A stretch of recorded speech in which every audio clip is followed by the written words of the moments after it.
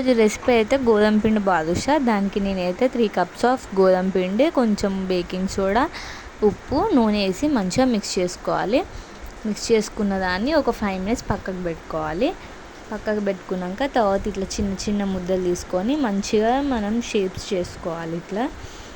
తర్వాత పానకం కోసం ఒక మీడియం సైజ్ కప్లో షుగర్ తీసుకున్న. ఇంకా స్వీట్నెస్ ఎక్కువ కావాలంటే ఎక్కువ కూడా తీసుకోవచ్చు.